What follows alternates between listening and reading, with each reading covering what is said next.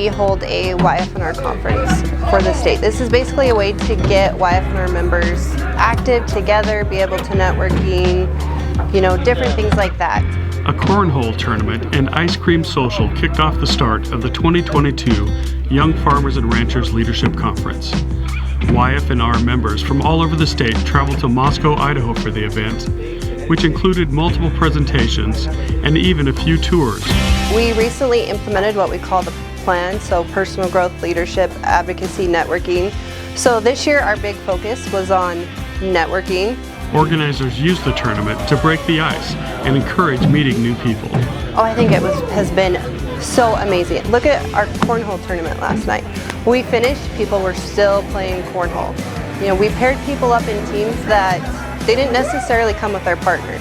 And so seeing that competitiveness and that one-on-one with, okay, I'm out, but I'm gonna cheer you on, let's have some ice cream, and being able to come out the next day, and there was people sitting together this morning that were not sitting together yesterday. A lot of competition, but it's friendly competition and it's super fun. Megan and Tyler Alder are from Weiser, Idaho, and it's their first time attending the conference. My family just has a little farm. We have some beef and some wheat and alfalfa, and just kind of a small little production. So we've only been members for the past 3 months, maybe? 3 months? 3 to 4-ish months. Yeah. So brand new. I think 3 is pushing it. Brand new. Our friends and family were in it, and they talk a lot about it. I was interested. We felt like we were missing out, so we came to a meeting and enjoyed it a lot. So we've just been keeping up with it. It's been really fun and really interesting. It shows me a lot that I don't know. Yeah, really informative. Really informative, and lots of good talkers and people with good experiences that are able to teach you a lot about ag. All of our presentations have been very different, but they've all been kind of there to make people stop and think. To think about how to improve their own operations, how to better themselves, and give themselves something to strive for and get involved in. Plus presentations about Congressman Mike Simpson's plan for salmon recovery by breaching 4 dams on the Lower Snake River. Later they loaded into buses to visit one of those dams.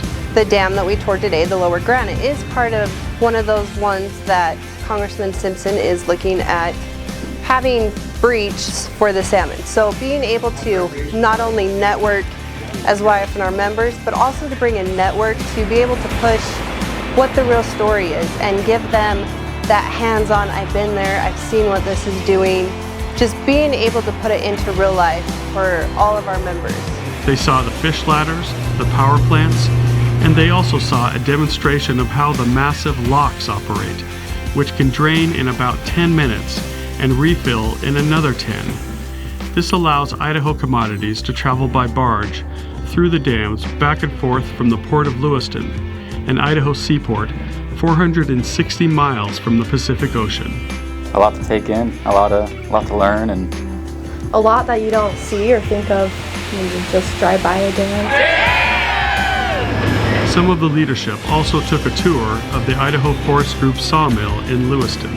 It started out as a committee, but we also were able to bring other leadership, county presidents, some of our state Farm Bureau board members and staff members to be able to actually tour and see a log mill, because a lot of times when you think of ag, you think of row crops and ranching, but timber is just as important for Idaho and the agriculture.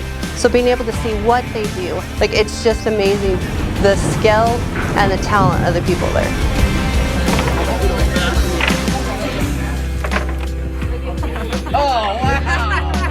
More games followed in the evening, plus a casino night and dancing. And here we go. Forward, 2, 3, and back. Now right and turn. 1, 2, 3. Coming here, you've seen people be able to exchange numbers, whether it's going to be texting someone the next day, calling for a problem, just being able to know there's other people in different parts of the state you may not have met, but they know what you're going through. They can answer a question for you, or just simply to have a friend somewhere that they didn't think they had before. I thought all of it was very professional, but also relaxed, and everyone was eager to talk to us and very inviting, and it was just an overall good experience.